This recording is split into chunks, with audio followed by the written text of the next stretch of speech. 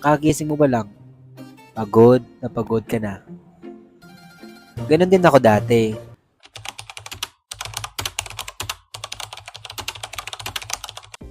Hi guys! Ako pala si So, short for Bonso. Tara, sama ka na. Ito pa rin ang ating pangarap.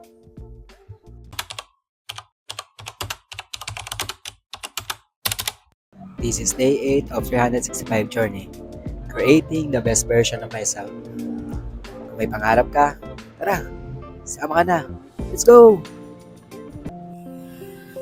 Alam mo ba kung kailan madalas nagsimula maging sablay ang ating araw? Hindi sa tanghali, hindi sa trabaho, kundi sa umaga pa lang. Yung pagkagising mo pa lang, parang pagod ka na. Bakit ganito ang araw na to? O bakit ganito ang araw ko? Aminin natin pagkagising, unang hinahanap natin is yung cellphone. Hindi mag-toothbrush, hindi ang tubig, kundi cellphone agad. Scroll dito, check message, check notification, check ng buhay ng ibang tao. Tapos, bago ka pa man bumangon, stress ka na.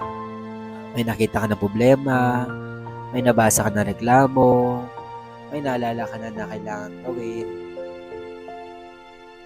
Parang kagising mo ba lang, pagod na pagod ka na. Ganon din ako dati. As in, automatic na yung kamay ko sa cellphone.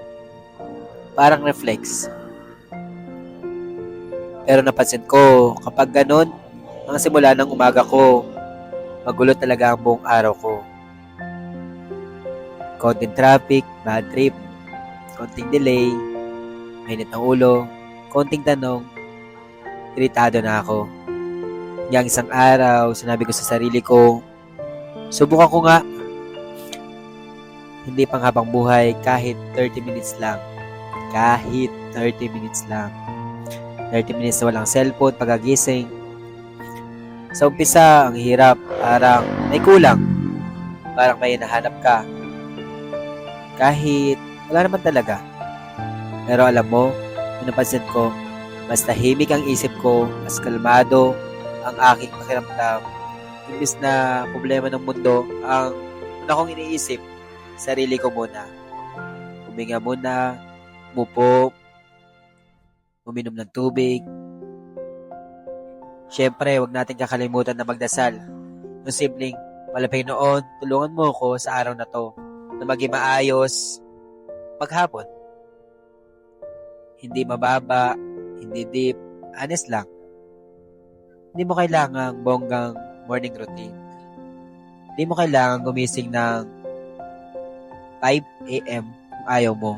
Hindi mo kailangang maging ibang tao. Kahit konting ayos lang sa umaga, malaking tulong yun.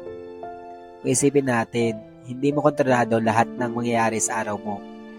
Pero, kontrolado mo kung ano at paano ka magsisimula sa araw na to. Kasi kung maayos yung umpisa, mas kaya mong humarap sa gulo sa gitna ng araw. Hindi perfect, pero mas kalmado. Pagkagising mo bukas, huwag ka muna magpuna. Yung unang 30 minutes ba? Hindi para maging productive, hindi para maging successful agad, kundi para maging present.